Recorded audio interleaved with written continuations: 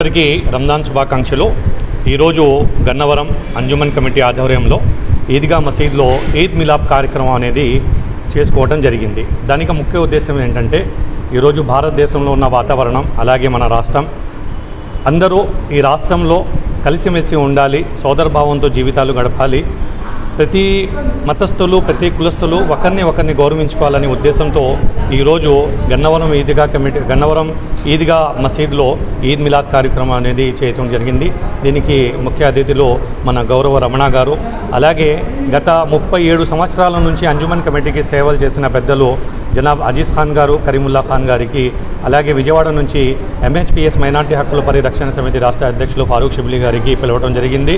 అల్లా దేవల్ల ఈరోజు సోదర భావంతో హిందువులు, ముస్లింలు, క్రైస్తవులు అందరూ కలిసి ఈ ఈద్ మిలాద్ సందర్భం ఈ ప్రోగ్రాం అనేది ఇక్కడ జరుపుకున్నాము.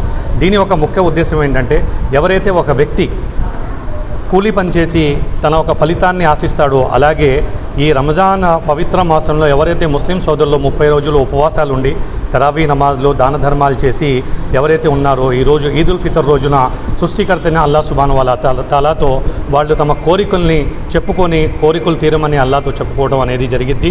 అలాగే ఈరోజు ఇక్కడ ఈ ఈద్ మిలాద్ కార్యక్రమంలో అందరూ హిందూ, క్రిస్టియన్, ముస్లింలు అందరూ ఈ ప్రాంతంలో, ఈ రాష్ట్రంలో, ఈ దేశంలో సుఖ సంతోషాలతో ఉండాలని, భారతదేశం ప్రపంచ దేశాల్లో ముందుకు వెళ్ళాలని ఈ సృష్టికర్తని అల్లా సుబ్హానహు వ తఆలాతో ప్రార్థనలు చేయడం జరిగింది.